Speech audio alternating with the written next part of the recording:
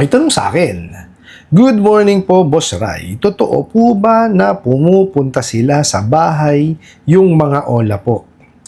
Yan po yung text nila sa akin dahil sa due date na po ako ng 9 days. Good day, nais naming ipaalam sa iyo na natanggap na namin ang aming hiling na Certificate of File Action para makapagsampa kami ng kaso ng AM number 08-8-7-SC, Small Claims Act of 2016. Para sa iyong unsettled loan, negligence at breach of contract due to consistently ignoring reminders and calls, no posted payment, and no coordination from your previous agent up to present. The total amount was already disclosed, including penalties, was added. We'll inform you for the next few days for the exact time and date of field visitation. Alright, napakagandang mensahe po nito. Pero bago natin sasagutin, imbitahan ko muna sana kayo na pakisuportahan po sana ang aking mga social media accounts sa YouTube, Facebook, and TikTok. Sa video po natin, alamin po natin kung may katotohanan po ba yung pagbisita po sa bahay nitong mga bugok at abusadong online lending apps at itatama po natin or i-correct natin yung maling interpretasyon po nung mga OLA dito sa AM number 08-8-7-SC. Okay po? Pero bago ho yan, disclaimer po muna, hindi po ako abogado. Ako po'y maniningil. Lahat po na sinasabi natin sa ating mga videos based on my experience at syempre po sa ating pong pagsaliksik at pagtatanong sa mga kaibigan po nating abogado. At isa pa po, hindi ko po kinukonsinti ang hindi pagbabayad ng utang dahil ang utang ay responsibilidad at obligasyon na dapat po nating bayaran. Ang hindi po ako pabor ay doon sa maling pamamaraan ng pautang at maling pamamaraan ng paniningil. Sagutin po natin yung pinadala nyo pong mensahe. So, ang tanong nyo nga po is kung nagpupunta ba sa bahay itong mga OLA na to at may pinadala pong mensahe. Okay? Bago natin sagutin yung tanong nyo kung nagpupunta sa bahay, himayin muna natin yung pinadalang mensahe. Okay? Kasi ang sabi nila, nais daw nilang ipaalam po sa inyo na yung kanilang hiling na Certificate of File Action nakuha na daw po nila. Ano daw? Certificate of File Action? O di mali na kagad. Certificate to File Action. Actually ito yan. Kahit walang Certificate to File Action, maaari po silang magsampa ng kasong small claims sa Small Claims Court kung sila po ay juridical entity. Meaning, sila po ay korporasyon, kumpanya, yan po, pwede na silang dumiretso doon kahit wala ho noon. Okay? Ngayon, wala naman silang karapatan maghabla kung sila po ay illegal. Okay? Yan po yung dalawa yung dapat tandaan. Kasi po, lagi nila sinasabi, yan po ay meron na sin certificate to file action. Mali. Diba? Hindi na ho kasi sila tinatangkilik sa barangay. Kasi po, kung sila po ay rehistrado, legitimate na kumpanya, sila po ay juridical entity. Ngayon, kung illegal naman sila, talagang hindi sila tatanggapin sa barangay. Ang tinatanggap na lamang pong sigalot sa barangay ay yung mga nasasako po sa isang city at isang municipality. At saka yung mga individual na lamang po, hindi na po yung mga korporasyon, kumpanya, or yung juridical entity na tinatawag po. Okay? Kasi po may kakayanan yan maghablay. Okay, hindi ko kagaya ng mga individual na kailangan talaga munang dumaan po sa barangay. Kasi syempre, doon pa lang maaayos na, hindi ka gastos ng ganung kalaki. Di po ba? Kaya nagawa ang barangay para doon. Hindi ka kagaya dyan. So, mali na kagad. Tapos, ito ang nating liliwanagin. Yung sinasabi nilang AM number, kasi magsasampa daw sila ng kasong AM number 08-8-7-SC. Okay. Ano raw po yun? Sabi nila, yun daw po ay Small Claims Act of 2016. Wow, mali.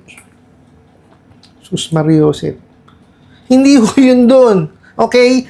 Yung pong AM number 08-8-7-SC po, ito po is Philippine Supreme Court's rule on expedited procedure po para po doon sa mga first level courts. Ano po ba ito? Metropolitan Trial Court, Municipal Trial Courts in cities, Municipal Trial Court, and Municipal Circuit Trial. Okay? Ibig sabihin po, ito po is pinabilis na procedure. At hindi lamang po small claims yan. Dalawa po iyan na framework. Okay? Ano yun? Isa po is yung small claims at isa po is yung summary procedure cases. Ba't sinasabi nila dito na para daw po sa yun daw pong AM number 08-8-7-SC is Small Claims Act of 2016. Mali na kagad. Diba? Hindi po. Ito po yung procedure ng pagpapabilis or pag-expedite. Yan. Doon sa first level. Okay, kasi po, kaya po ginagawa po ito ng Supreme Court para po mabawasan yung gastos. At saka para mapabilis po yung proseso. Etong mga bugo katabusadong online lending apps, dahil nga walang alam sa batas, ayan.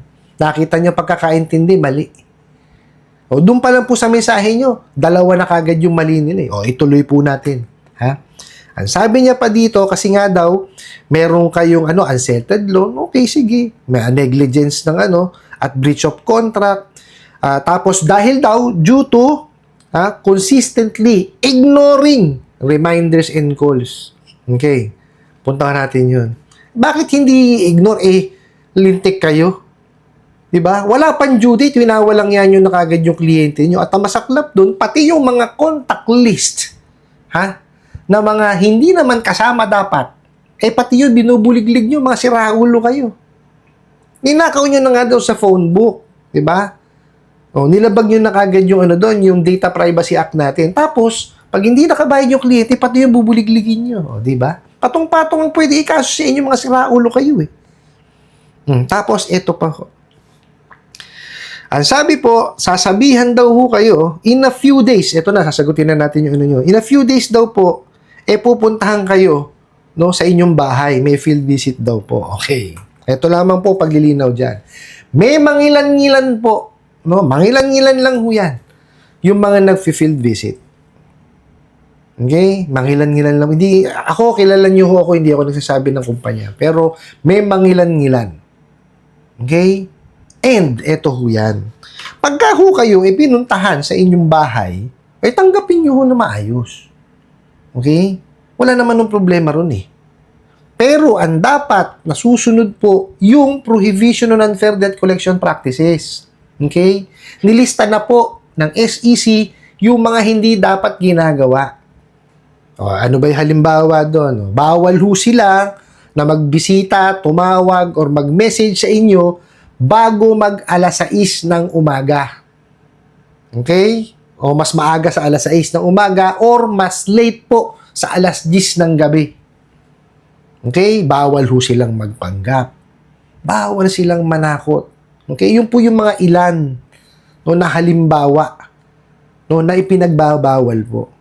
So, pag pumunta sa inyo at ginawa yun, tumawag na kayo ng barangay o lumapit kayo sa pinakamalapit na police station. Diba? I-complain nyo yan.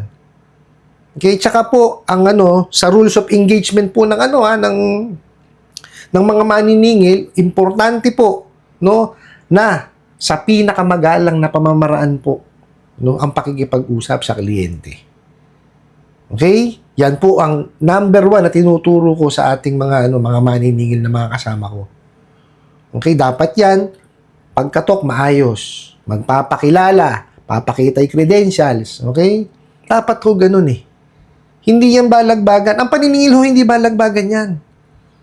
Okay? Gone are the days po na yung mga takutan ng labanan. Wala na ho doon. Kasi ho, ni-regulate na ho tayo Kaya nga ho, nandyan ang SEC. Nandyan po ang Finland. Ni-regulate tayo. Diba? Sundin natin. Hindi yung kagaya niya, no, takutan ng labanan. No, sige, mag-field visit kayo, wala namang problema eh. 'Di ba? Karapatan nyo yan. Pero kailangan, hindi nyo nilalabag yung pinag-uutos ng Securities and Exchange Commission. May prohibition na ng Internet Collection Practices, di ba? Oh. Eh kasi kayo, hindi kayo marunong maningil eh. Di ba? Matatapang lang kayo pagka nandiyan kayo sa telepono niyo, sa nakaharap kayo sa sa computer niyo. Pero pagkakaharap niyo kliyente, baka mautal kayo. Baka malunon niyo yung dila ninyo. Di ba? Kasi hindi nyo kayang sabihin yung mga pinagsasasabi nyo kawalang yaan doon sa kliyente nyo pagharapan. Oh. Sige nga, hindi nyo kayang gawin yon. Baka saan kayong po damputin pagka ginawa nyo yun. Diba? Kaya hilig-hilig nyo manakot. O tapos pagdating sa dulo, diba? Ano gagawin nyo? Kukontak kayo o manghihingi kayo ng tulong sa mga collection agencies. Diba?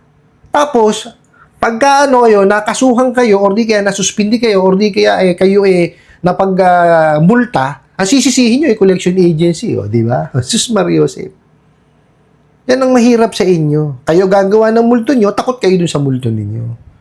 Okay? Sa pinakamaigsi po na sagot dun sa kanyong katanungan, may mangilan-ngilan po na bumibisita.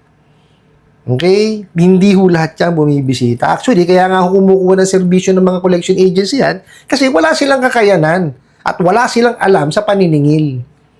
Okay? Now, kung pupunta ho sa inyo, entertain ninyo. Wala naman ng problema dun eh.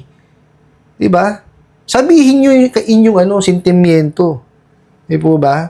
Kasi importante ho na nalalaman din nung nagpupunta sa bahay ninyo. Kasi hindi naman nila alam yun eh. Okay? Kasi definitely hindi sila naningil sa inyo nung nasa nasa tele. Oh, tinatawagan kayo o message. Hindi sila 'yun.